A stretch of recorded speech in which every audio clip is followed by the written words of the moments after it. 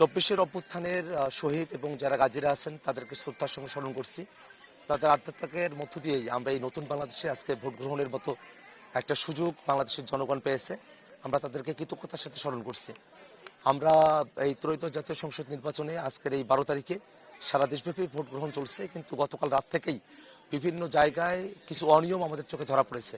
মারামারির মতো ঘটনা ঘটেছে, বিভিন্ন জায়গায় অনেকে হেনস্থা করা হয়েছে, মারধর করা হয়েছে।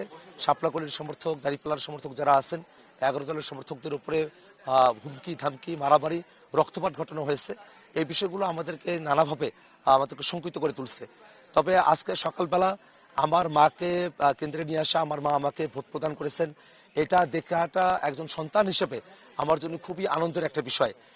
তেমনইভাবে এই রংপুর ৪ কাউনিয়াপীর কাছে আসনের যারা ভোটাররা আছেন তারাও শাপলাকলি মার্কায় ভোট দিবেন এবং দিন শেষে শাপলাকলি মার্কা সকল প্রতিকূলতাকে অতিক্রম করে বিজয়ী হবে, এই প্রত্যাশাই করছি। আমরা প্রশাসনের দুর্বলতা খেয়াল করছি। আমরা খেয়াল করে দেখছি যে অনেকগুলো জায়গাতেই আমাদের এই আসনেও আমাদের যখন ভোটের কার্যক্রমগুলো চলছিল, প্রচারণা, আমাদের নারী কর্মীদেরকে হেনস্থা করা হয়েছে। গতকাল আমাদের একজন নারী কর্মীর স্কার্ফ খুলে নেওয়া হয়েছে, আমাদের মাইক কেড়ে নেওয়া হয়েছে, আমাদের নামে মিথ্যা গুজব রচানো হয়েছে, নানা ধরনের হুমকি ধামকি দেওয়া হয়েছে, আমাদের একজন কর্মীর মাথা ফাটানো হয়েছে এর আগেই।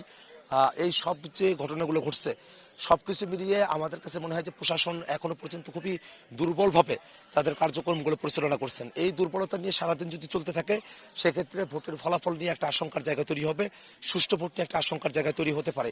সেক্ষেত্রে আমরা প্রশাসনকে আজকের দিনে সর্বোচ্চ সতর্ক থেকে সাহসিকতার সাথে এবং সমস্ত প্রতিকূল পরিবেশগুলোকে মোকাবেলা করে যাতে তারা একটা সুষ্ঠু ভোট আয়োজন করতে পারেন, সেজন্য আমরা তাদের প্রতি আহ্বান জানাই।